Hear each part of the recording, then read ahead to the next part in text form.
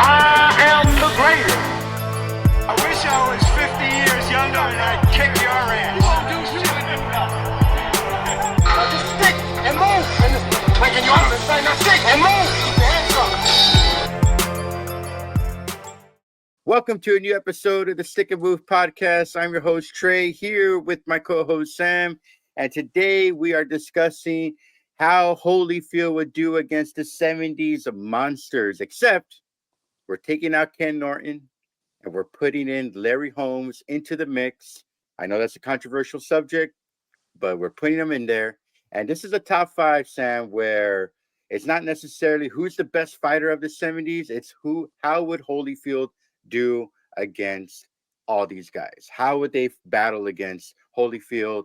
And so number five would be the worst, number one being the best, just to be a little bit clear.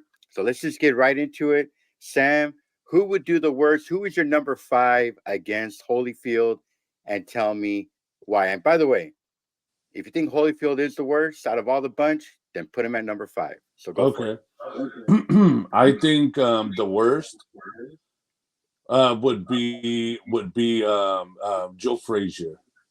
Oh, talk to me, bro. Yeah, I think that Mike Tyson, by seeing what Mike Tyson did with Holyfield, I think being Mike Tyson being more explosive than in my opinion, more than Joe Frazier, I think that Holyfield can handle the height difference, the distance. Of course, Joe Frazier is also a distance. He can last all 12 rounds more than Tyson can. I think, in what I've seen Joe Frazier do with Muhammad Ali. But I think that Holyfield would handle this fight, between him and Joe Frazier easier than the other four guys that I got on the list. And Holyfield's a great boxer, man. He's a warrior. I think we did one before with Mike Tyson versus these fighters. I think that Holyfield would do better. I think Holyfield is just a better boxer, and he can handle a lot of these guys. I'm not saying he'll beat all these guys, but but in my opinion, in all the list of five that we're gonna name, I think that the worst for all of these fighters against Holyfield would be Joe Frazier. Just the distance and the height advantage, and also the reach advantage. I think that Holyfield has over Joe Frazier. Hey guys, Trey here. If you love today's controversial episode and you want to see our channel grow, please drop a like, subscribe, and also comment. Sam and I are always going back and forth with those commenters on our controversial topics and opinions, and we love it so much. So go ahead and hit that like button, hit that subscribe, most importantly, so our channel can grow and we can give you guys the best content as possible. Sam and I were always uploading multiple videos a week, and we want to continue doing that, and we need your help. So go ahead and subscribe, guys. And most importantly, like I always say, don't forget to stick and move, baby. I also have Frazier my number five, and it's exactly for what you just said. And look, I know the last episode had a lot of controversy because I had Frazier on my overrated top three. And look, without a doubt, is he a legend? And the reason why I had him coming up short is because in the big fights, he lost more than he won, and I cannot put that aside. But going back to Holyfield, look, he struggled with boxers that had bounce. Ali had bounce, and you saw it not only in the first fight, but in the second fight at the Madison Square Garden. Ali won by unanimous decision. So I kind of think that Holyfield would take the same approach. I think he would know how to fight Frazier because, like you said, Tyson and Frazier had that similar style. And of course, you're right. Frazier had that. Tyson had that vicious hook, and I think Holyfield would fight it the same way. And I'm also going to say this: like, we saw Frazier get wobbled a lot by Ali's stiff jab.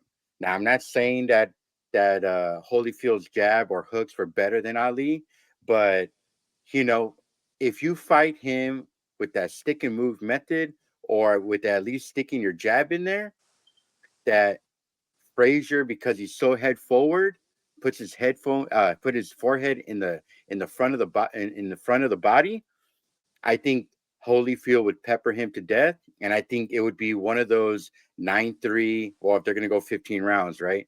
I guess it would be one of those 11-4 kind of fights, in my opinion, maybe 10-5 kind of fights, where Holyfield just peppers him to death, outsmarts him, in my opinion. And here's another caveat I want to talk about. Because Frazier likes to go inside, likes to fight in a phone booth to some extent, dude, Holyfield was one of the most dirtiest boxers of all time, brother.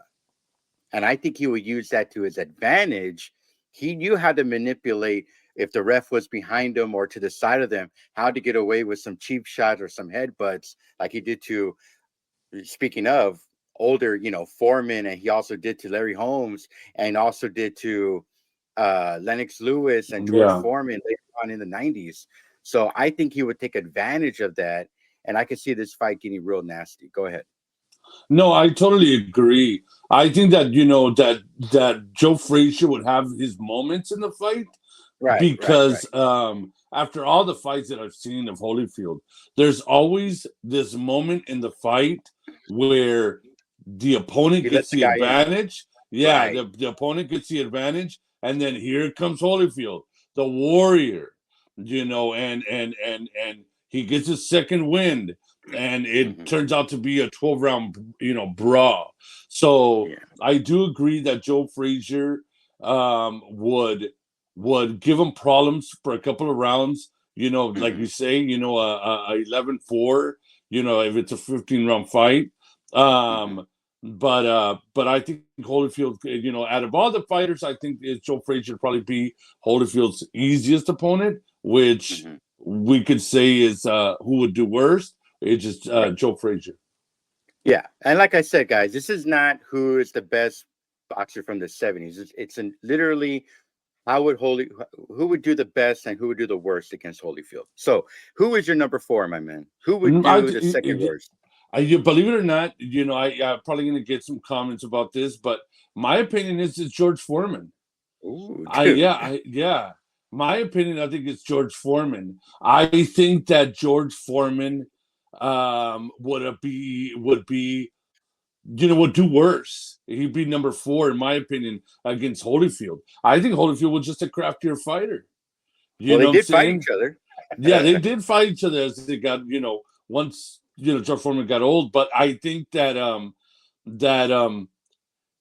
I mean, I just feel that Holyfield was just a craftier fighter, and the endurance, and he would withstand the power. I'm sure Holyfield probably get knocked down and get back up. The guy was a complete warrior. Right. But like I said, I'm not saying, without a doubt, Holyfield would win or Foreman would lose. It's just my pick out of all the guys who I think that Holyfield would have a better chance to stand and trade with. Okay. I think it's George Foreman.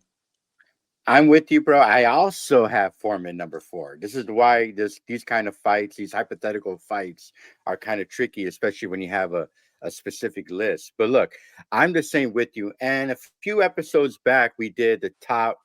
I'm sorry, when we did the Tyson versus the 70s monsters, I had Tyson over Foreman.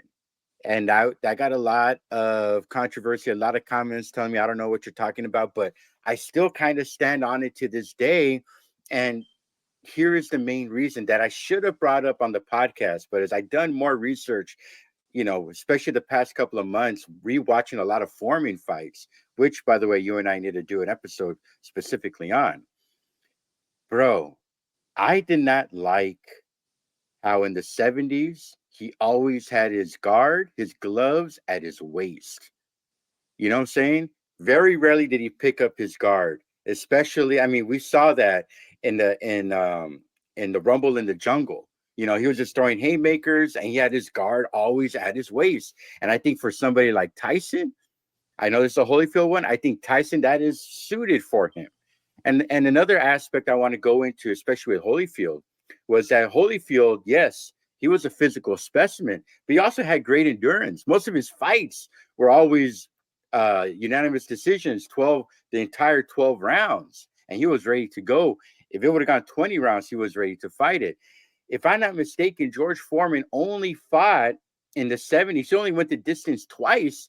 And one time was against Jimmy Young, where he would retire after that. Maybe that was for, spiritual reasons or not. But George Foreman did not have the endurance, and I could see how Holyfield would not want to brawl with them. He would fight with them like the way, I don't want to say he would rope a dope. I don't think he has that strength and endurance to let Foreman just hammer on him.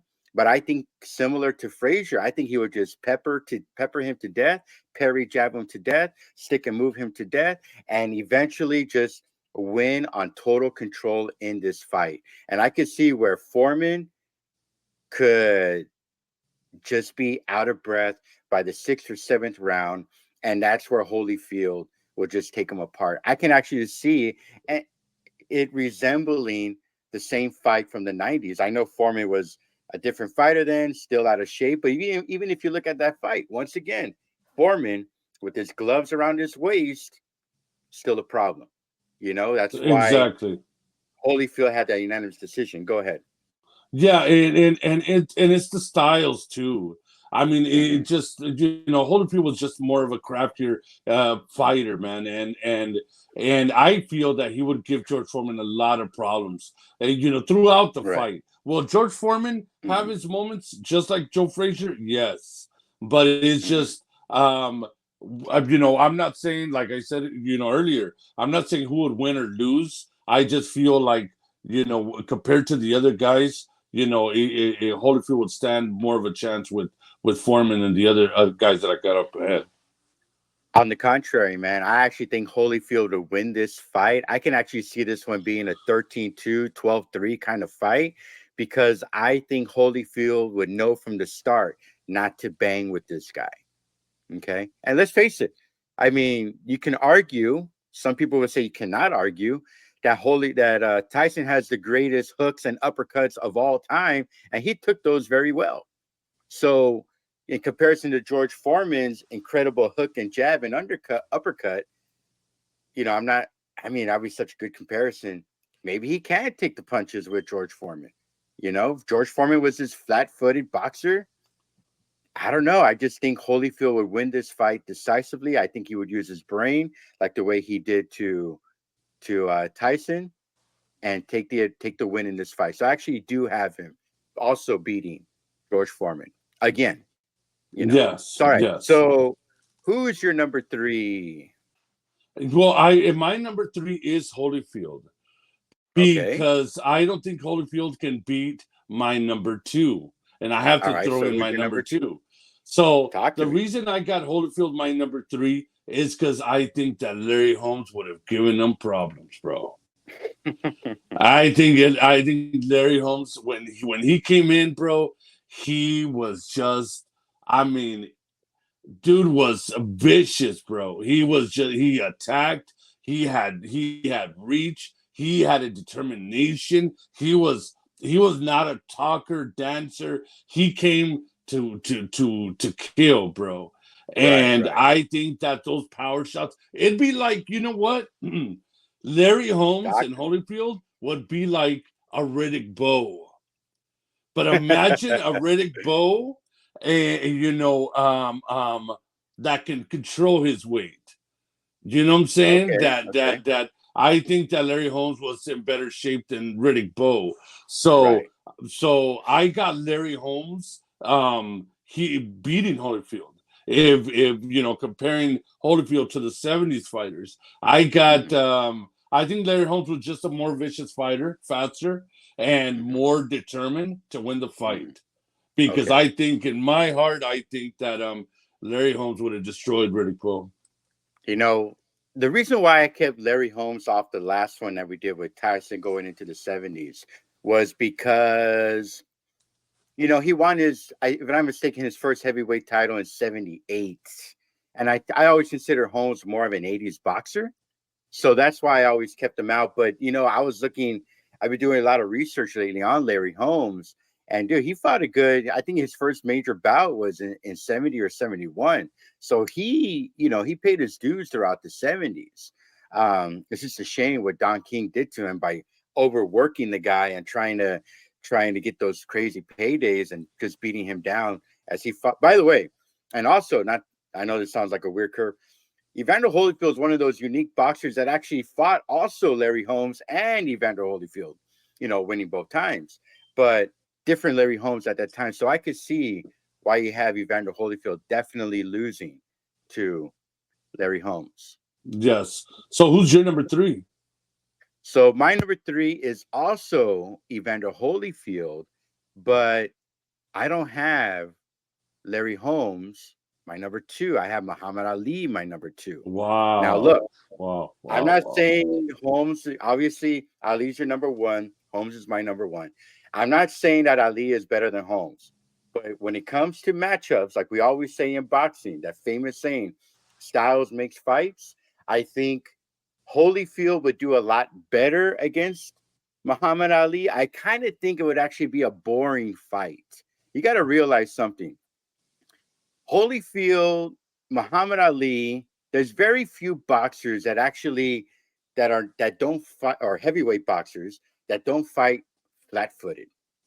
There were 2 out of the maybe, I would say, 5 to 10. I know I'm leaving out guys from the 50s and 40s and 60s of heavyweights that actually fought with bounce in their step, you know. And I think this will kind of be a boring fight. I can actually see it looking like when he fought Michael Moore those 2 times or the 3 times, or John Reese. I'm not saying Ali is the same fighter as Moore or Reese, but I just think it would be one of those boring fights where they're dancing most of the time and they're just peppering each other. No major face damage or anything like that.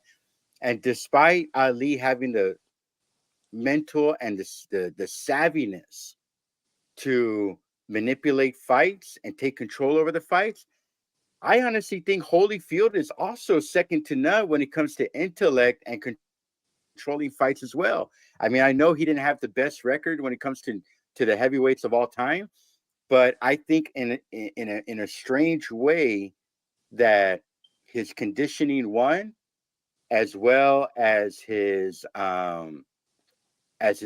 smarts that he had in the ring, he would be able to compete. And I could see it being like, I'm trying to do the math because I'm so used to 12-round fights, but I could see this being almost an even fight in between, where it could be a draw or maybe Ali winning by 2 or 3 rounds only.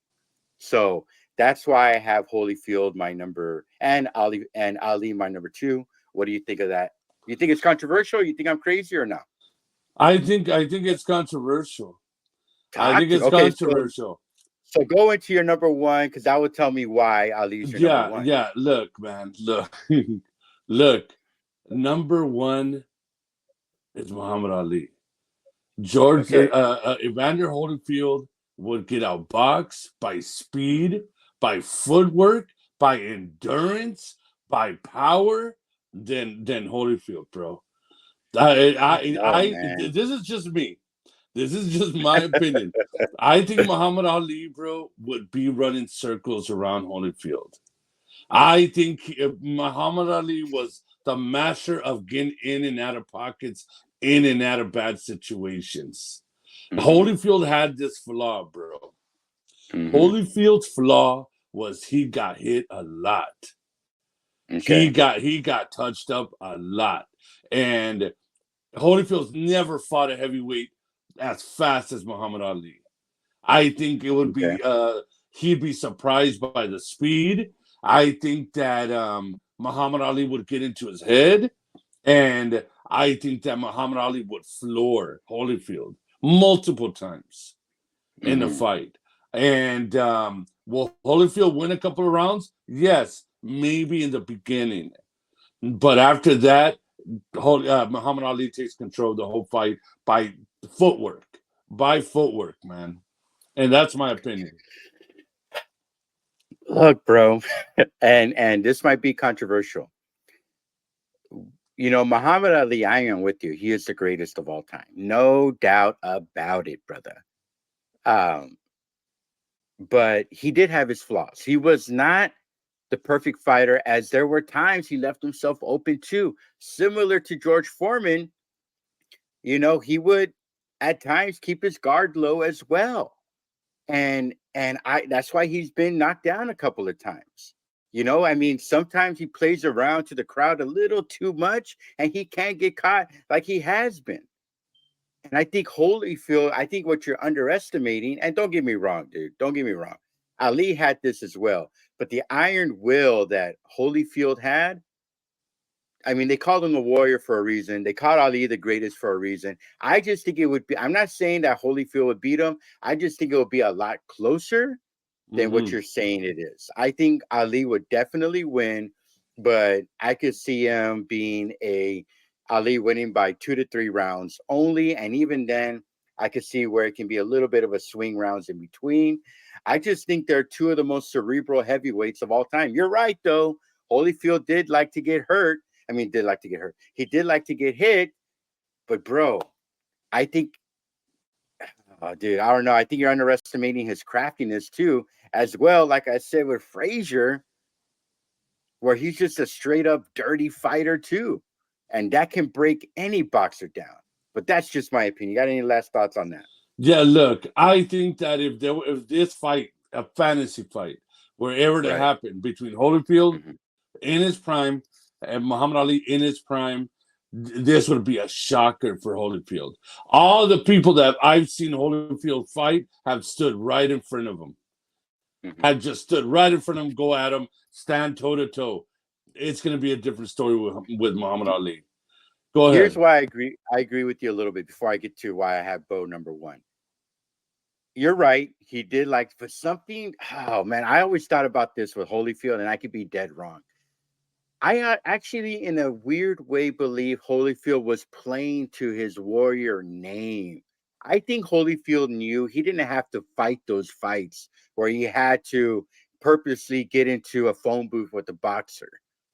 I think he wanted to appeal to his nickname as the warrior, the guy with the iron will, the guy who would put it all on the line and go fight all 12 rounds.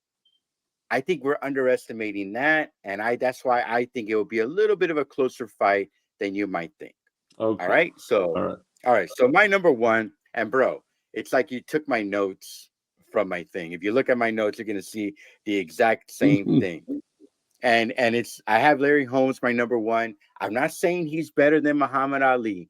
I actually think Larry Holmes will knock him out early and knock him out fast.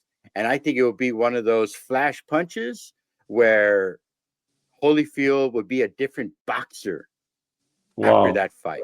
And I also think it would also look like if they were to go the distance, I think it would be like when Lewis fought Holyfield, where one went the unanimous decision, which is one of the greatest all-time robberies of all time. You and I are going to do an episode on that soon.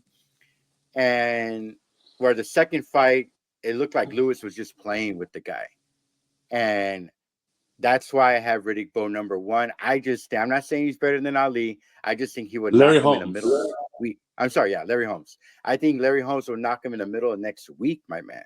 So that's why, like I said, he's not better than Ali.